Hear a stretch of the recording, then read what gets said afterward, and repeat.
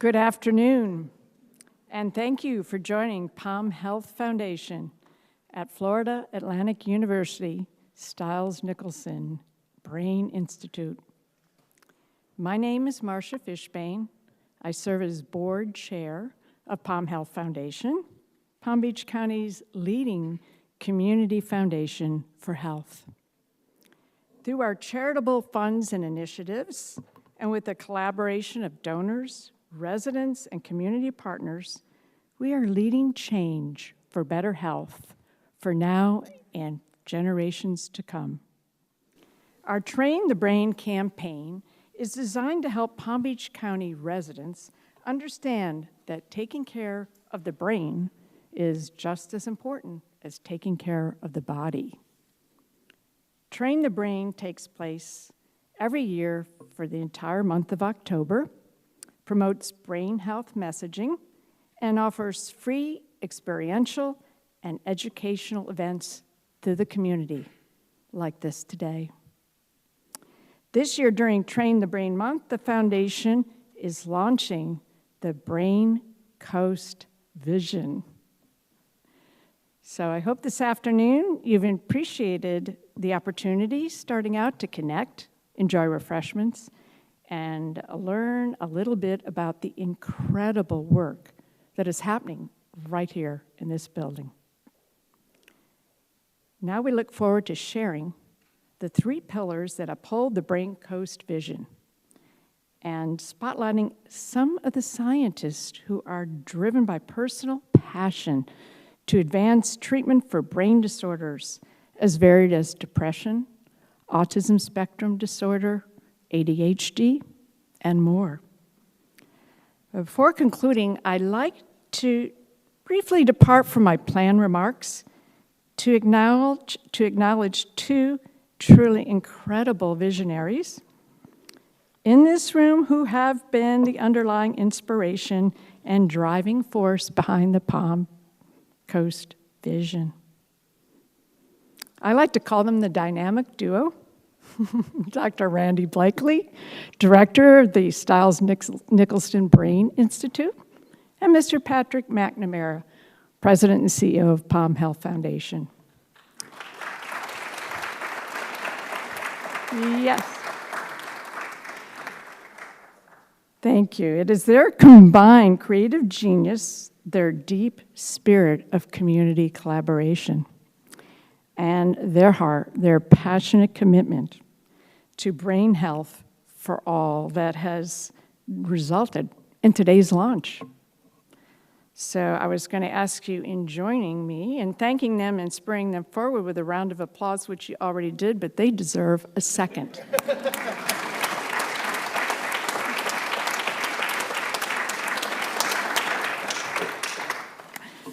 And now we'll move on into the program, showing you a brief video highlighting the Brain Coast Vision and featuring partners who are part of advancing this collective dream for the future of South Florida. Thank you.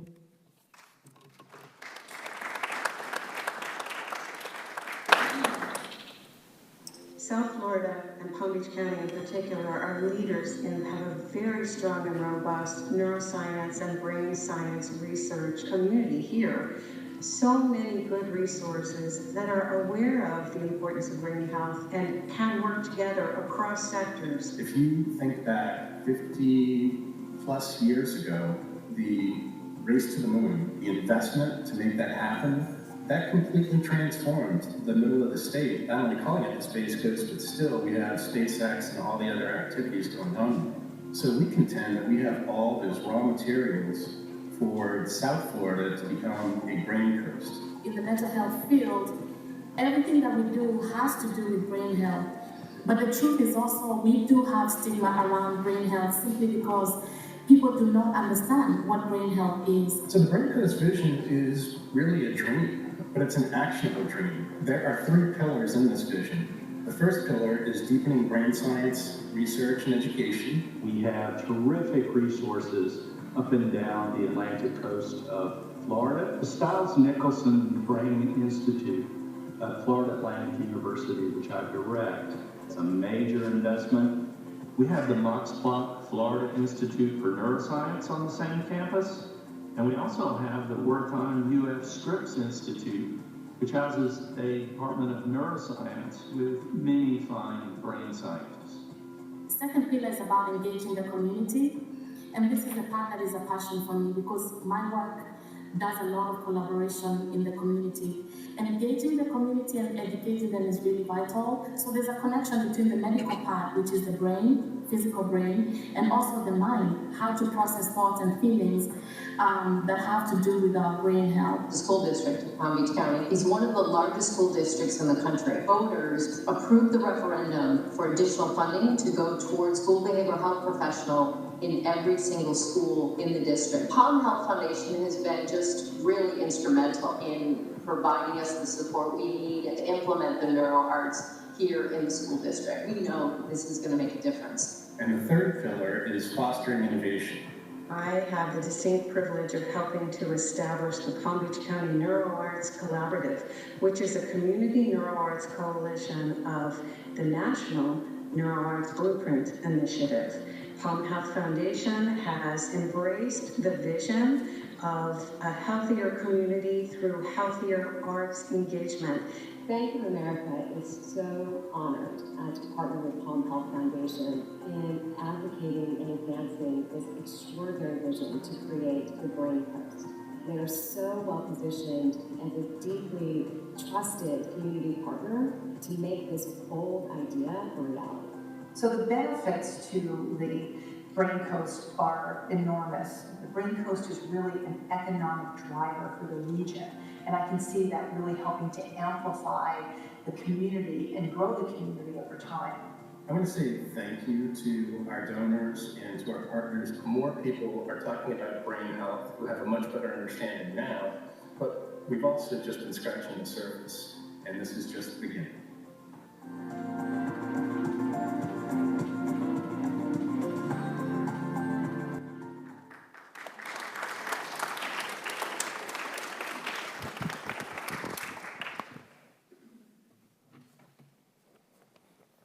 Thank you.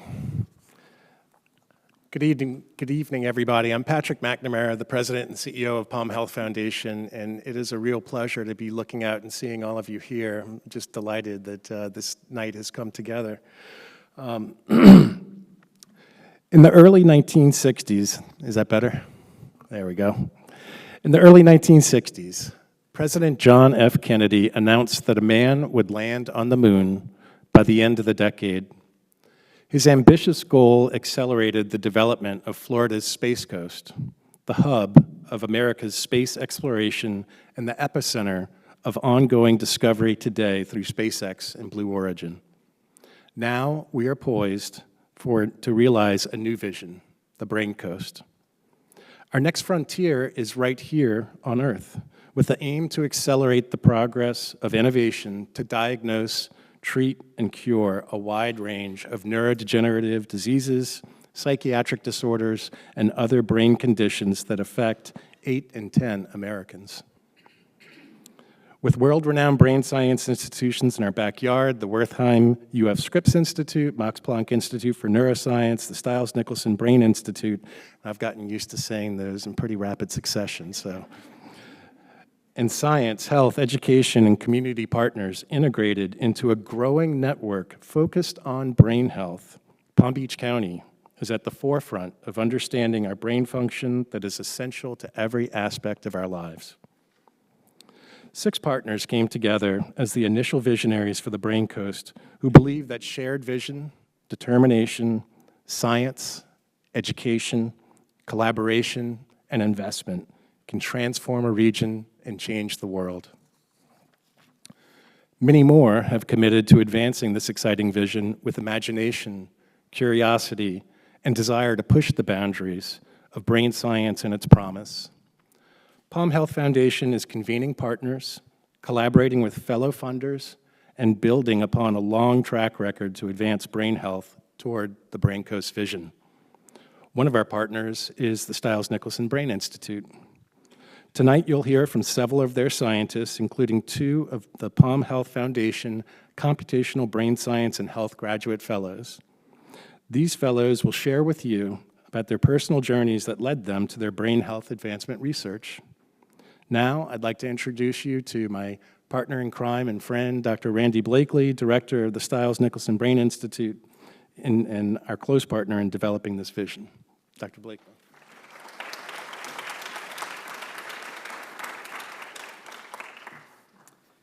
Well, echo Pat's welcome. It's wonderful to see you here, a lot of friends and supporters, and maybe soon-to-be supporters.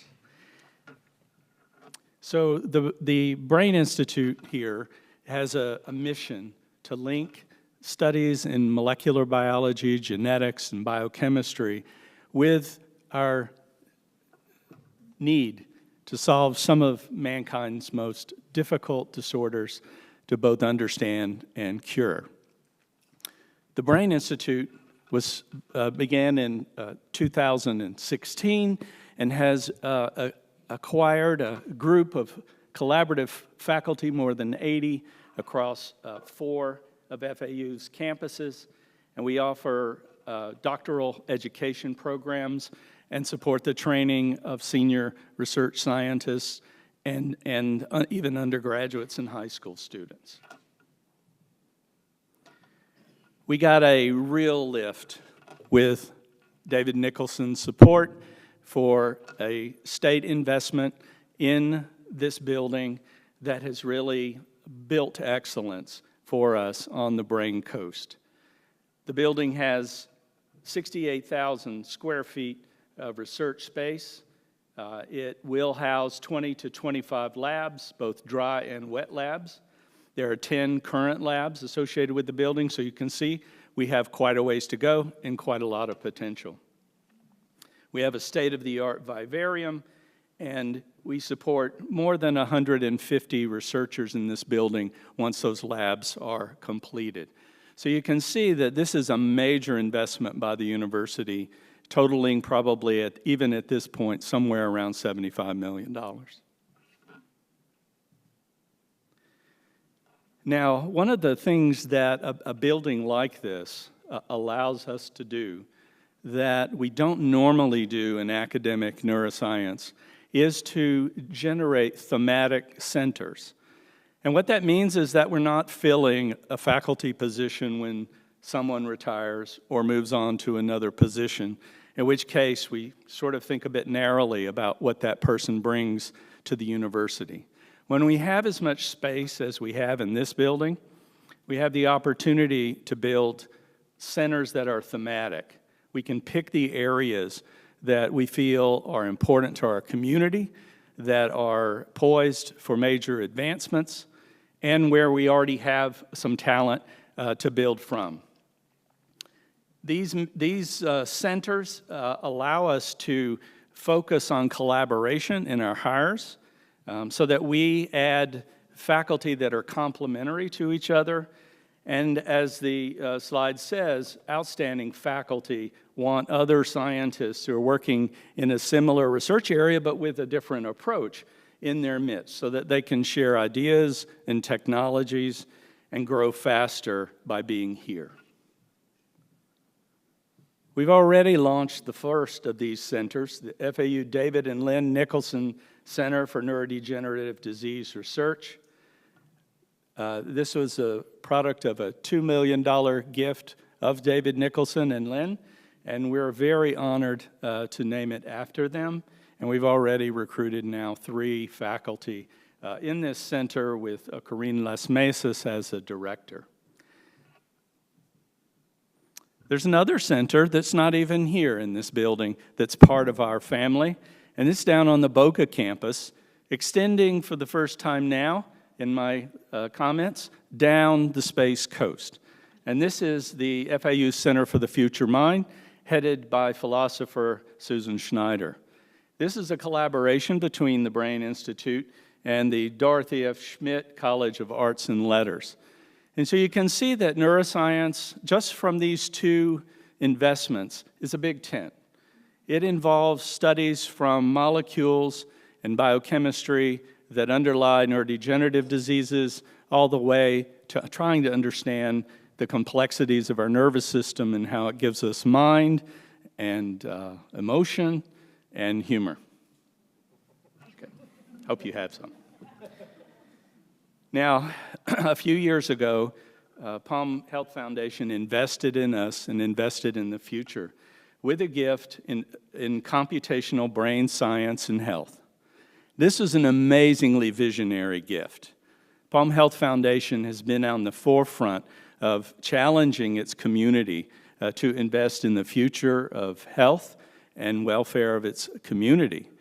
To invest in computational neuroscience sounds very esoteric and specialized, and we've taken the challenge, though, to, as you will hear from some of the trainees who will speak to you in just a little bit, to capitalize on those resources, to invest in scientists of the future and in technologies that will advance research across multiple disciplines. So we've funded graduate fellowships and release time so that these trainees wouldn't have to be teaching all the time, but could pursue their research full-time. We've hired research faculty, one of whom, Christina Fanola-Ferrer, you're going to hear from shortly. We have 2 tenure-track faculty recruitments that, along with the Jupiter Life Science Initiative, headed by Bob Stackman, and the Institute for Human Health and Disease Intervention, headed by Greg Fields, have partnered with Stella Batalama, Dean Batalama, in the College of Engineering and Computer Science to bring other talent to our university and to the Jupiter campus. And we're very excited to see that pool as soon as the job closes for us to get our fingers on some of these new candidates. So you can see this is a blossoming gift and will carry on into the future. We've made technology investments in AI and volumetric imaging and spatial genomics. We've tailored in this building, with their help, office and research space to accommodate 4 tenure-track computational neuroscientists. And we've built a computational neuroexploratory that, through the work of Rodrigo Pina and Tanya Godenschwege, is populated with 12 high-end workstations that are connected to a supercomputer through optical fiber. So this is an impressive facility at many levels, and thank you for your visionary investment. All right, so now I'd like to turn and let you hear from some of our scientists and the kind of work that embodies what computational neuroscience is all about. It's a very broad discipline, and it moves from molecules up to big data questions that relate to human biomarkers in disease. So there's quite an expanse to cover, and the first to speak tonight is Christina Fanola-Ferrer. I've known Christina now for over a decade, and her work is impressive, to say none the least. I've had a chance to collaborate with her, and outstanding contribution she made to one of our papers just 2 weeks ago was published. Christina is a native of Mallorca. She received her doctoral degree in chemistry from the University of the Balearic Islands, moved on from there to a postdoctoral fellowship at the Institute for Advanced Studies in Trieste. From there to the Max Planck Institute for Biophysics in Frankfurt, and then was recruited over to the NIH. And she's been there for the last few years with the National Institute on Neurological Disorders and Stroke, the National Institute on Mental Health, and her fingers are all over the place in other institutes. She joined us 2 years ago and has already contributed to multiple publications that have been collaborative with our faculty and our students. And I'd like to turn the stage over now to Christina, tell you a little bit about her work. Chris?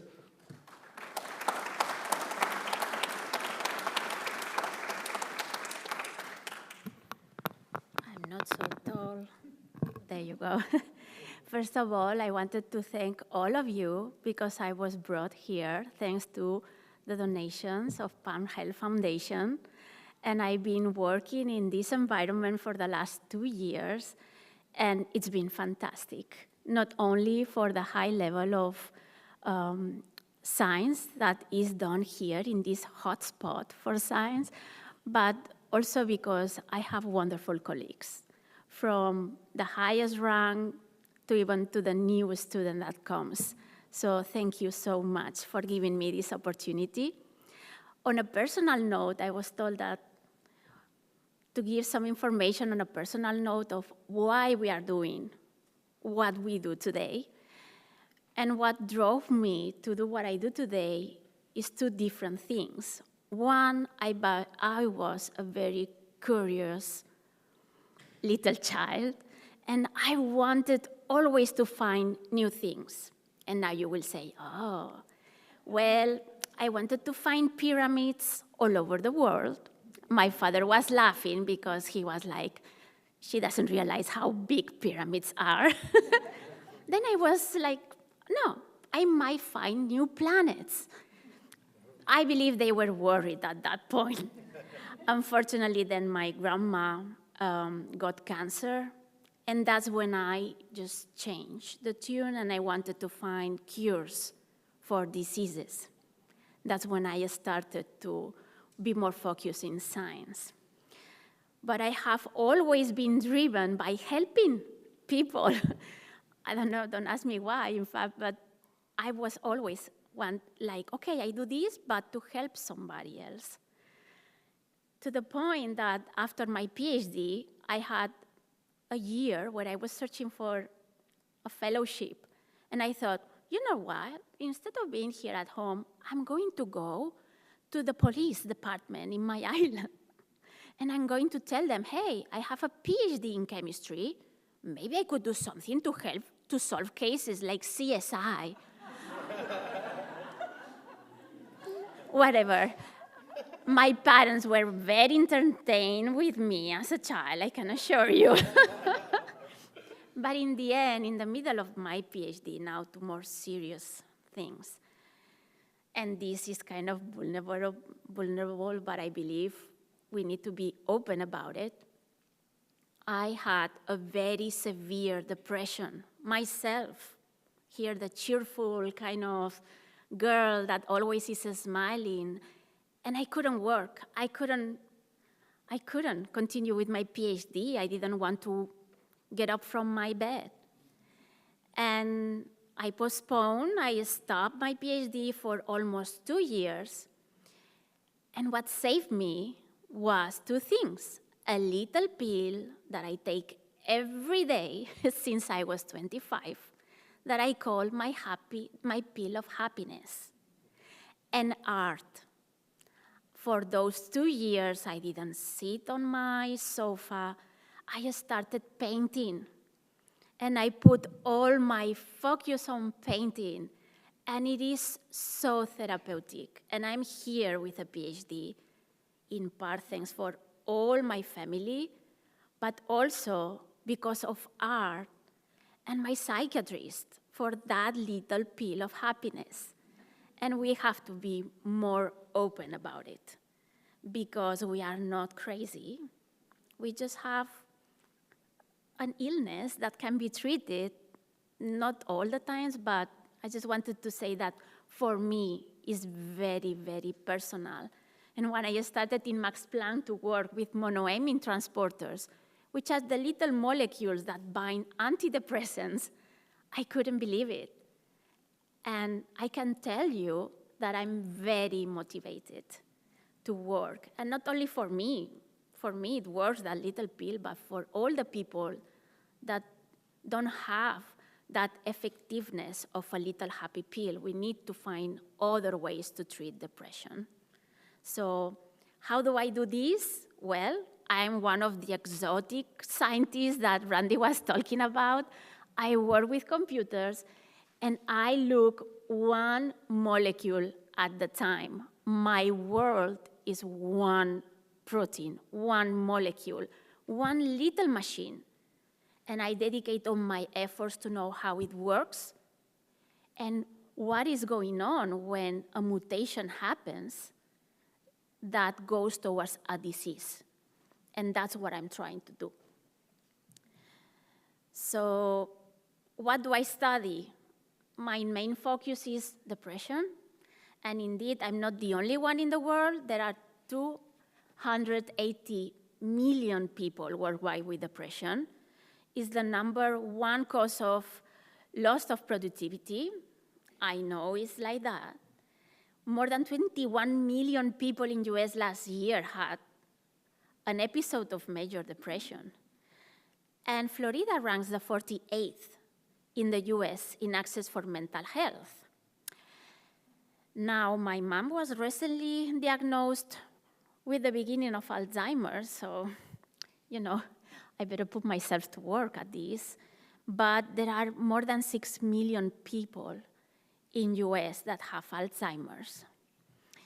The economic impact is more than $200 billion. And the worst part is there is no cure. There are only modest treatments that delay the final,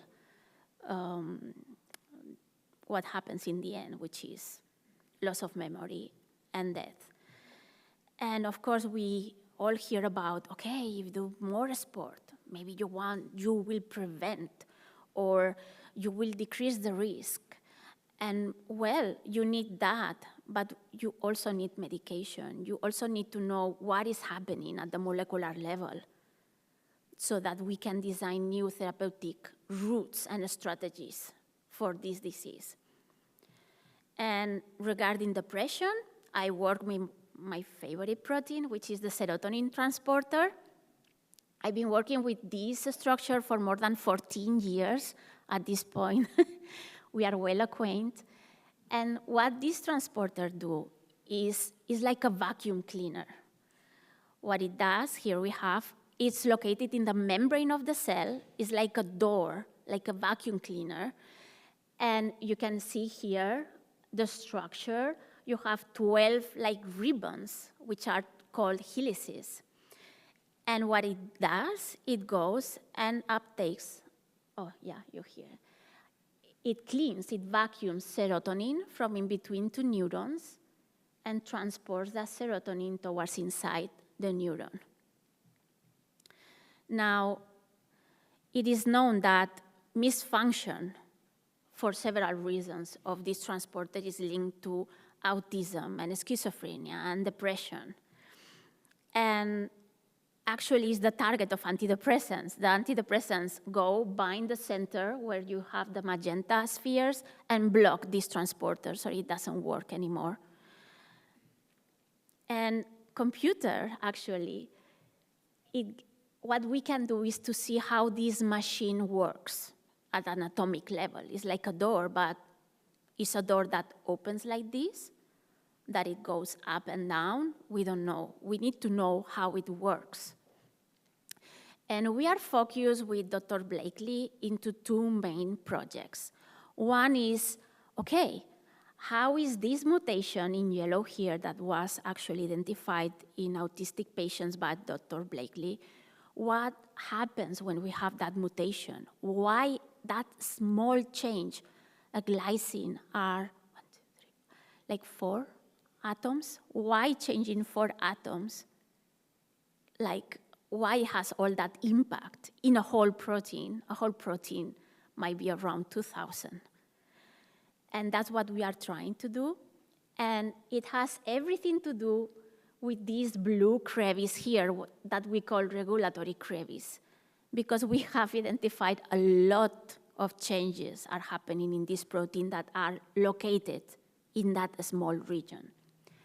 Another change is this residue in green, which has been identified as an obsessive-compulsive disorder, is related to obsessive-compulsive disorder, and as you can see, is in our hotspot.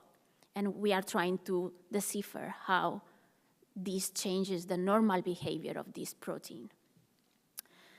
Regarding Alzheimer's, also together with Dr. Blakely, we are working with this protein that is a beta-lactamase. And it was established by genetics that this beta-lactamase is a risk gene for Alzheimer's disease. And here you can see the structure with loops, and that's how I spend my days looking at these things.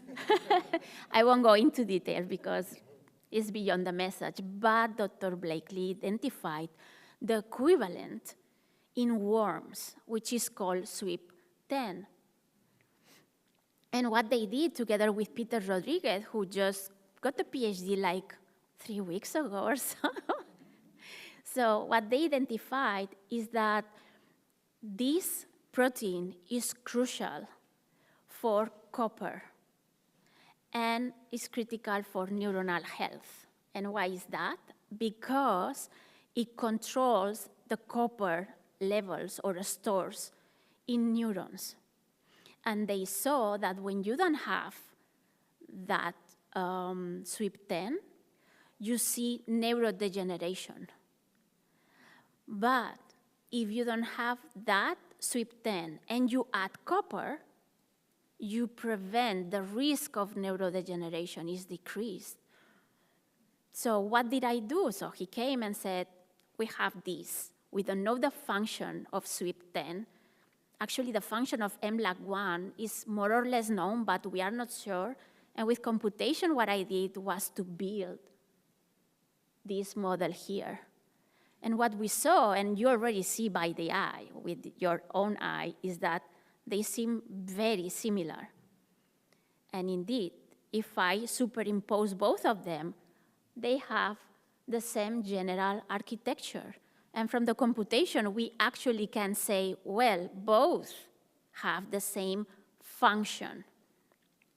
And because of the relationship between Alzheimer's disease risk, copper, and the neurodegeneration, we know that if we are able to design compounds that alter the function of this small enzyme, we might be able to treat or decrease the risk for Alzheimer's disease.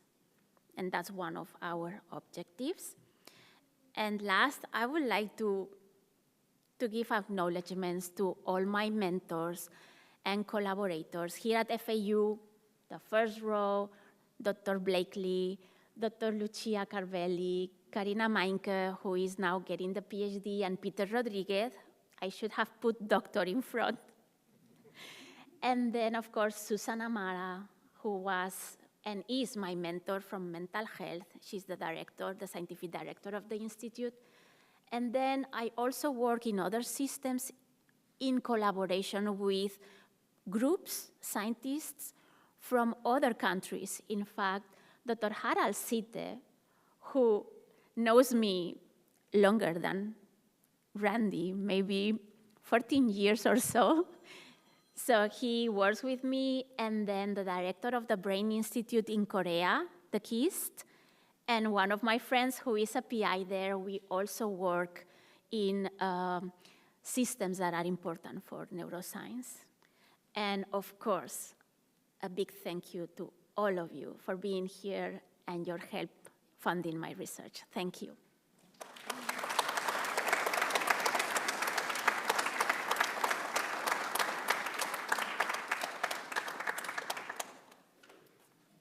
And now I have to present. I need my notes. And so, as Randy indicated, Palm Health Foundation work, like David Nicholson, understands that to invest in the future, we have to invest also in young minds that one day might transform our society with their discoveries. And we would like you to hear some of them. The first one is Dr. Yosun Yoon, who earned a PhD working with Dr. Sang Hong and has remained in his lab to pursue exciting projects using computational approaches to understand cognitive flexibility. And so we look towards to your talk.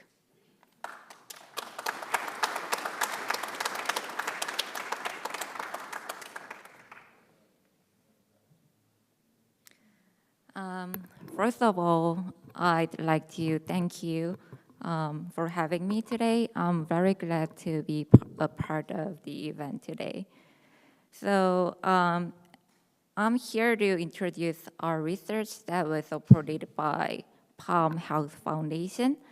I was selected as a Palm Health Graduate Fellow between 2022 and 2023, and now I'm working as a postdoctoral researcher in Dr. Sang Kong's laboratory.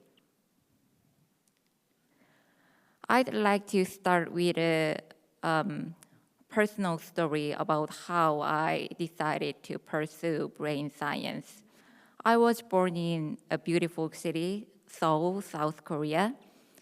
In our neighborhood, there were 2 libraries here, and a science center very close to the elementary school that I used to attend.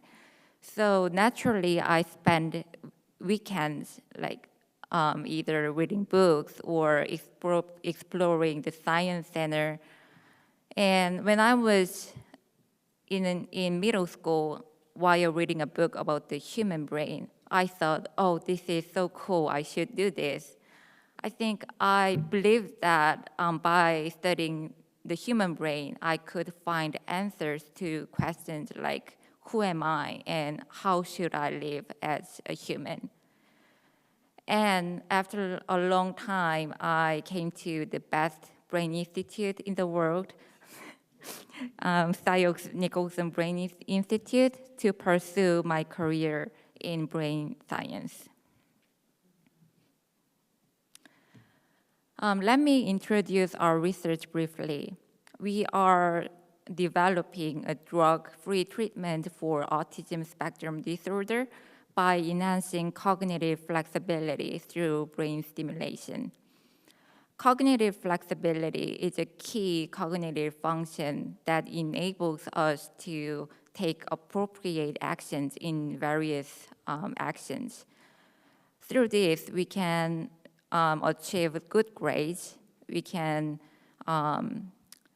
communicate with people in different social contexts, and perform well at work.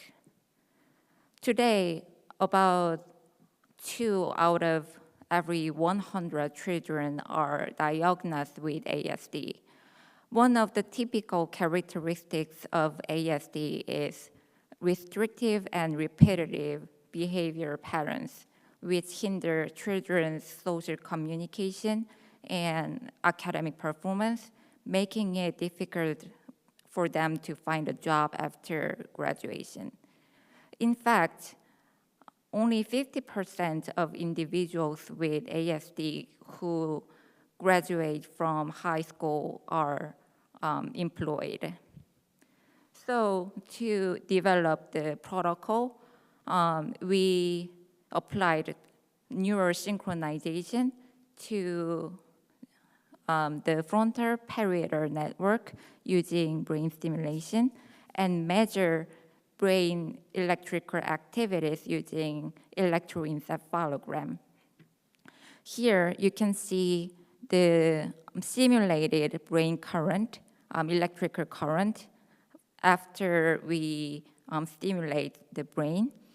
And the targeted area, the frontal cortex here and parietal cortex, they are stimulated after following brain stimulation as we intended. The results show that the frontal theta power here, the yellow area, that is related to cognitive flexibility, was successfully enhanced following brain stimulation, and greater theta power was associated with more efficient cognitive flexibility. Based on our research, we are developing a wearable device for in-home use. It will detect unusual brain activities and stimulate proper brain areas based on the detected unusual brain activities using comfortable, easy to use, and non-invasive closed-loop system. With these technologies, we are expecting to apply these technologies to non-invasive intervention for cognitive decline in aging population as well. thank you for your attention. I really appreciate all the help and support from my advisor, Dr. Sang-Woo Kong, Stiles-Nicholson Brain Institute, and the Department of Psychology, and special thanks to Palm Health Foundation.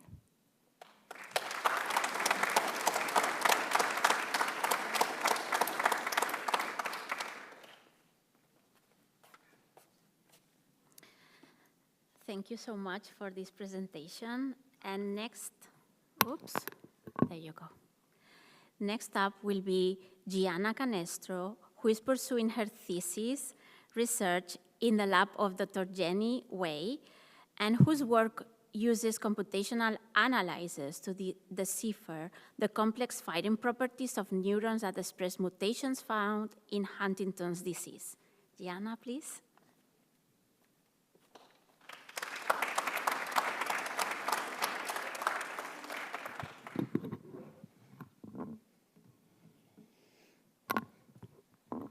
Hi, everyone. Thank you so much for inviting me. I can't begin to talk about how I got to this point, what brings me to this point, without talking about the people that support me every day in it.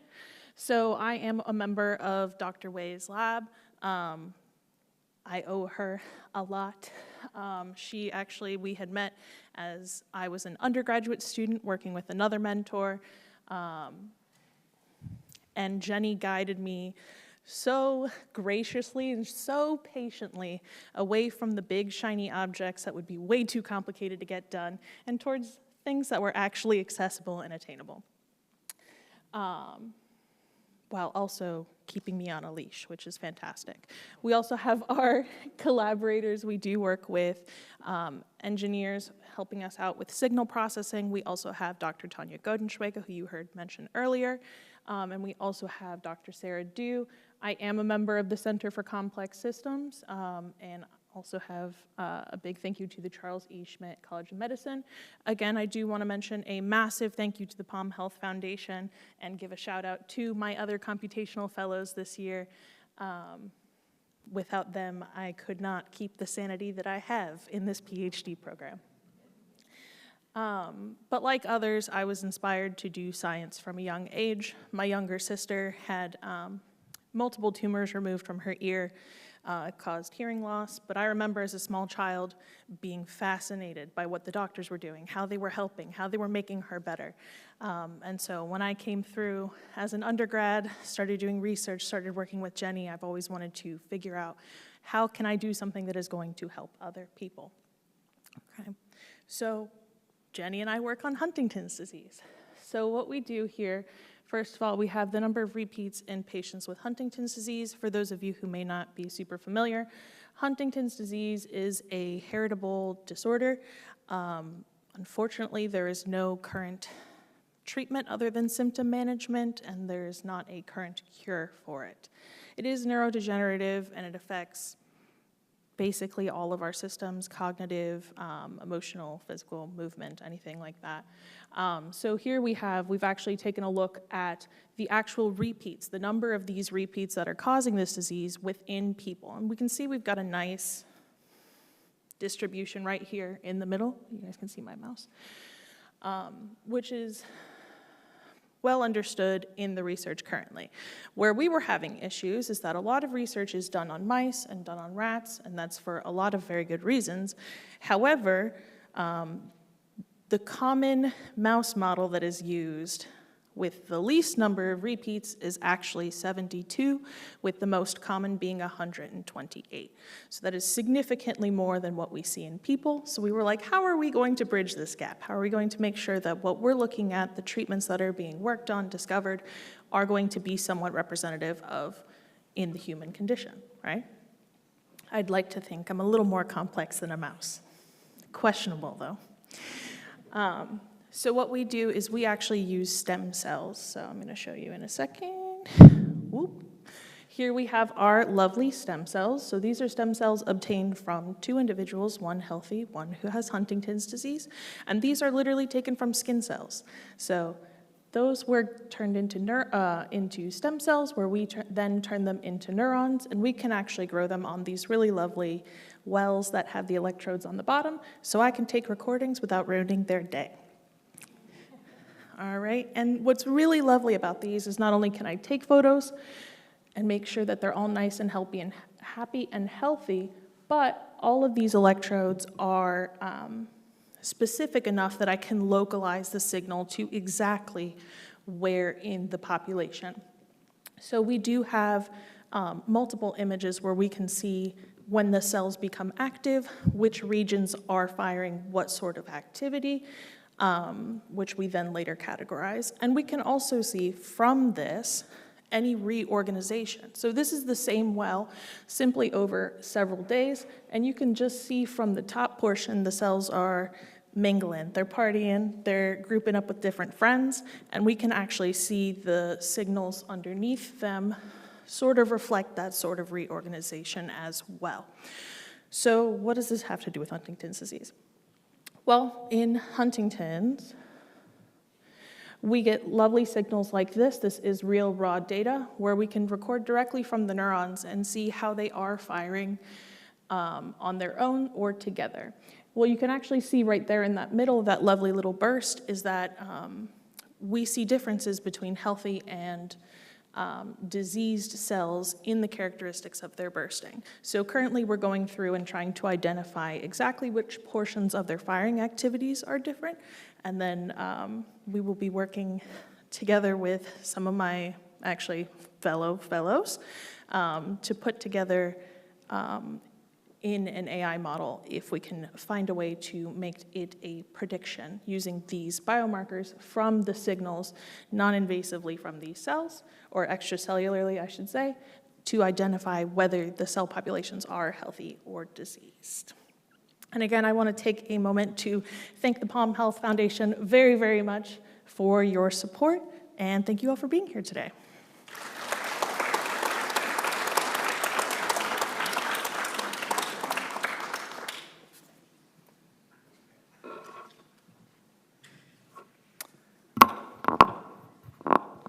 Okay, so we're going to shift now from the students and fellows of the Brain Institute to a former fellow of the Brain Institute, Dr. Nicole Baggins. I met Nicole being a member of her thesis committee when she was at the University of Texas Health Sciences Center in San Antonio. And she, as you will see, is an extremely bright, vivacious, energetic, and community-minded scientist. And I thought she was a great fit for my lab, and she was, and we published a number of papers. And when I decided to move to FAU, she was essentially my first recruit. And I said, Nicole, I'm going to move to this university. I really don't know a whole lot about it. I need some safety in this move. I need people I know and that I trust, and I know what they can do. And I said, and I also know something about you, which is that you want to build something new, and so do I. And she came down with me, initially as a scientist, and then built our community engagement program. First, kind of half and half, but I knew that half was going to go away, and this would become a full-time job as she reached out to the world to share her insights in brain science and help our community grow and generate that next generation we always talk about. So without further ado, I'd love to turn it over now to Dr. Baggins and let her tell you a little bit about her life, her inspirations, and what she does today. Thanks.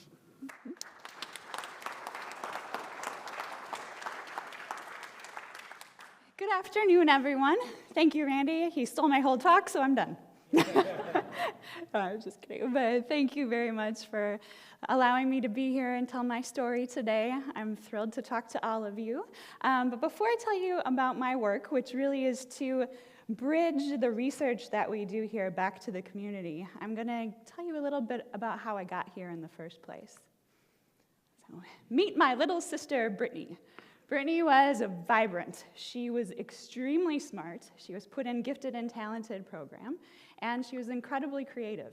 At just age 5, she won a coloring contest, and her crayon rainbow version of a dinosaur was printed on thousands of posters and t-shirts and distributed in the city of Milwaukee to promote an animated robotic dinosaur exhibit at the largest public museum in the state of Wisconsin. So she was a pretty cool kid. But then something changed. Brittany started acting out. She got in trouble at school, she fought with my parents, and her drawings turned dark. This is a melting face that she drew. You can read her signature there, Brittany Boggins. Today's date, March 25th, 1992. She was 10 years old.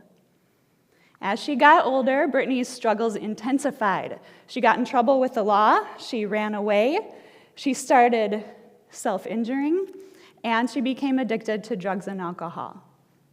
Brittany's diagnoses ranged from major depressive disorder, oppositional defiant, bipolar disorder, and borderline personality disorder. Her medications ranged from Zoloft to Prozac to lithium. This is a picture that she sent to me when she was finally institutionalized. There's a note to me on the back that she wrote. You can see her handwriting there. I'm not going to read that out loud. If you read that, you can see that this girl is in an incredibly dark place.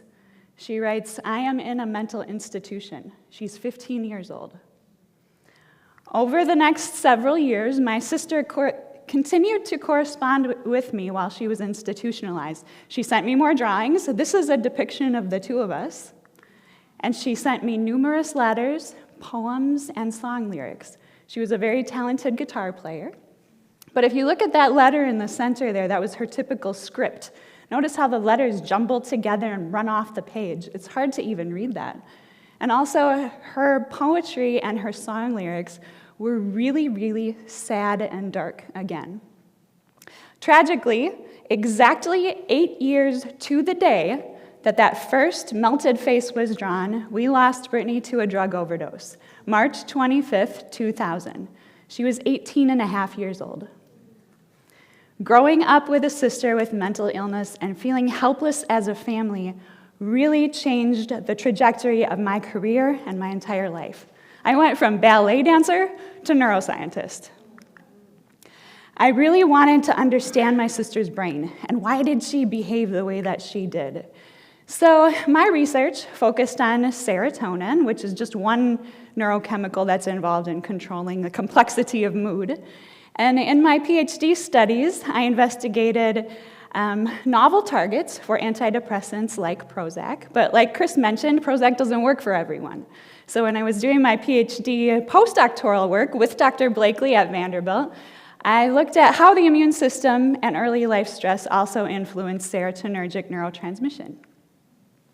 Also during my postdoc, I wrote an autobiographical article about my sister, and to my surprise, it won a writing award, and it was published in the Vanderbilt magazine. That really sparked my journey into community outreach. I became involved with NAMI, the National Alliance on Mental Illness. I started a NAMI walk team comprised of scientists and brain science advocates. I started public speaking about the brain at yoga studios and also nationally at music conferences. I co-curated the inaugural Music and the Mind Symposium at Vanderbilt, which brought together world-renowned scientists together with famous musicians on the same stage for a conversation about music and the brain. At the same time, Randy told this part of my story. He pulled me into his office. He said, "I'm moving to Florida, and I'd love for you to join me, start a brand new brain institute, and direct my community programs." And here I am today. So we have a lot of programs for the public that we offer, including Brainy Days, which I believe a lot of you have already attended in the past. That program is a celebration of neuroscience we hold annually in March, and it's sponsored by Palm Health Foundation. We already have some people lined up for March of 2025. March 3rd is our kickoff, which we're doing in partnership with the Mind, Music, and Movement Foundation. That will be held over at Osher Lifelong Learning on this Jupiter campus. March 10th is our first outside speaker.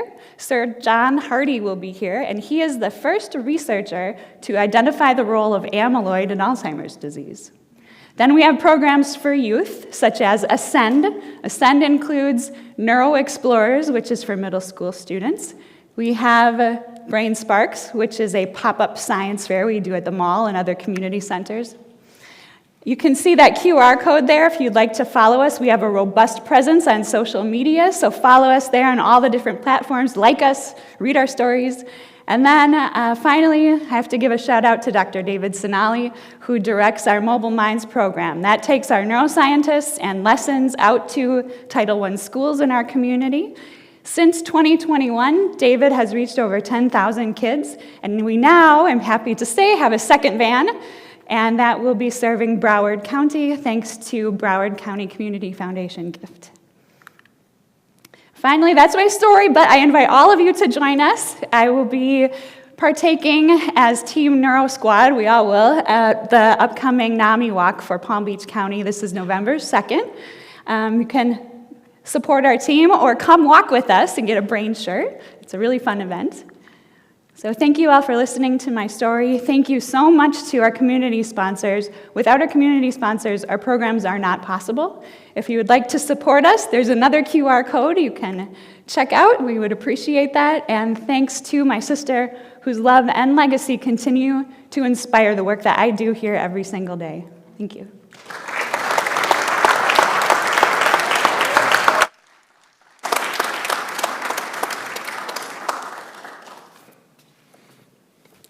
Wow. Thank you so much, Nicole, Dr. Boggins. And thank you to our wonderful presenters. It was wonderful. It was great to hear the work of our fellows and Dr. Ferrer. Just amazing. My mind is blown right now. So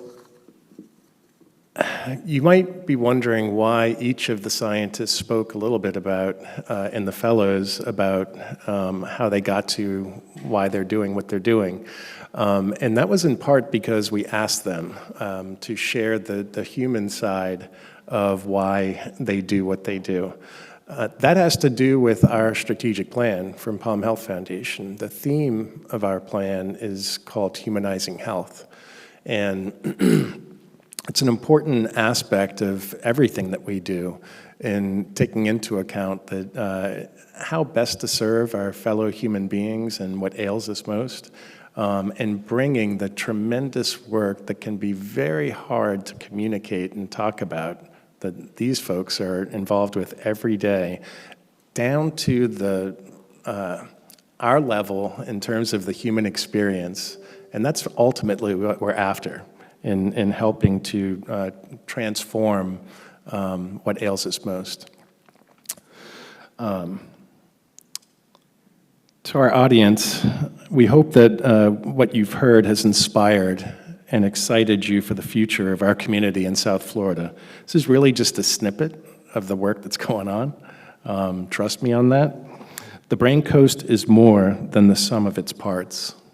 Students, researchers, scientists, health professionals, funders, nonprofits, and residents are coming together across South Florida to transform brain health in our local community and around the world.